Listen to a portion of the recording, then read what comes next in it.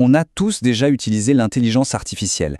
Et, soyons francs, les résultats sont parfois un peu décevants. On se dit que ça manque de pertinence. Mais et si le problème, ce n'était pas l'IA elle-même, mais plutôt la façon dont on lui pose nos questions?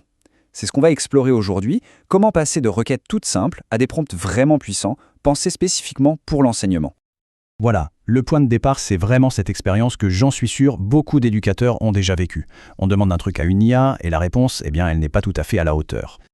On connaît bien ce scénario, n'est-ce pas? On demande un plan de cours et on se retrouve avec une liste de points super générique. On cherche une idée d'activité un peu originale et la réponse est d'une banalité affligeante. Cette petite frustration, elle est très répandue. Mais la bonne nouvelle, c'est que ce n'est pas une fatalité. Loin de là. En fait, la solution, elle se trouve dans la façon de formuler la demande.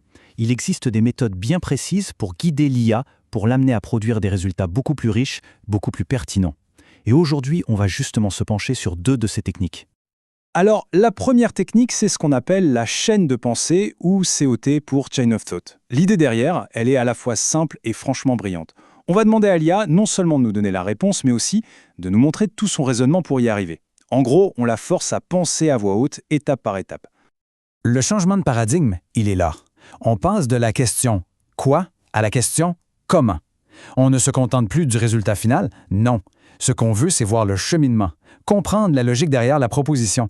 C'est en quelque sorte une exigence de transparence. Pour un enseignant, cette analogie est juste parfaite. On ne se satisfait jamais d'une simple bonne réponse d'un élève, n'est-ce pas? On veut comprendre comment il a raisonné. Eh bien, avec l'IA, c'est exactement le même principe qu'on va appliquer. Allez, regardons concrètement ce que ça donne. La différence est radicale. À gauche, la requête simple donne un plan, standard, prévisible. À droite, la requête en chaîne de pensée, en demandant le pas à pas, ne livre pas juste un plan. Elle livre aussi toute la justification pédagogique qui va avec. On a enfin le pourquoi derrière chaque choix. Et ça le rend infiniment plus utile et surtout plus facile à adapter. D'accord, ça, c'était pour creuser un chemin bien droit, bien détaillé. Mais maintenant, imaginons qu'au lieu de ça, on veuille plutôt avoir une carte de toutes les routes possibles. C'est là qu'intervient la deuxième technique, l'arbre de pensée, ou TOT pour Tree of Thought. Ici, l'objectif change. Ce n'est plus la profondeur, c'est l'exploration. Avec cette approche, l'IA devient un véritable partenaire stratégique. On va lui demander d'imaginer plusieurs scénarios, plusieurs approches en parallèle. Elle va devoir peser le pour et le contre de chaque option, les évaluer, et au final nous proposer non pas juste une solution, mais bien la meilleure après avoir tout analysé. Prenons un cas classique, enseigner les fractions dans une classe hétérogène.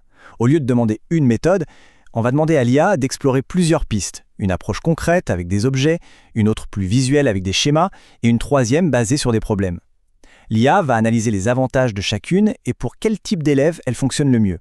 Le résultat, ce n'est plus une simple réponse, c'est une véritable aide à la décision pédagogique. Alors, chaîne de pensée d'un côté, arbre de pensée de l'autre. Comment on choisit? Laquelle est la meilleure? Eh bien la clé, c'est de comprendre qu'elles ne répondent pas du tout à la même question. Et mieux encore, elles sont incroyablement complémentaires.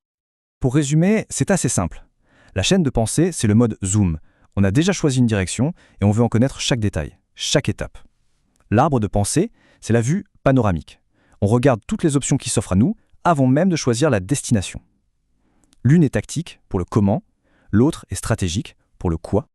Et c'est là que ça devient vraiment puissant, parce qu'en réalité, on n'a pas à choisir entre les deux. On peut et on devrait les combiner. On peut par exemple commencer avec l'arbre de pensée pour explorer de grandes stratégies. Disons pour un cours sur la poésie, l'IA nous propose plusieurs approches, et puis, une fois qu'on a choisi la meilleure, on bascule sur la chaîne de pensée pour construire étape par étape le plan de cours détaillé. On a vraiment le meilleur des deux mondes. Voilà, ces 2 techniques, COT et TOT, ne sont pas juste des concepts théoriques. Ce sont de vrais outils très concrets à ajouter dès maintenant à sa boîte à outils pédagogique. Les applications en classe sont immenses. Planifier des séquences entières, bien sûr. Créer des évaluations qui soient vraiment sur mesure. Trouver des solutions pour gérer l'hétérogénéité d'une classe, pour aider les élèves en difficulté. Ou même tout simplement pour stimuler sa propre créativité et inventer de nouveaux projets. Ces méthodes de prompt te permettent vraiment de co-construire des solutions pédagogiques beaucoup plus fines avec son assistant IA. Et c'est peut-être ça l'idée la plus importante à retenir. Ces techniques ne sont pas là pour remplacer l'expertise pédagogique. Au contraire, elles la décuplent. Elles permettent de transformer l'IA, qui passe d'un simple fournisseur de réponses à un véritable partenaire de réflexion. Mais au final, c'est bien l'enseignant qui reste l'architecte, le maître d'œuvre de ces leçons. La vraie question, ce n'est donc plus qu'est-ce que l'IA peut faire, mais plutôt comment peut-on la guider pour qu'elle nous aide à faire encore mieux.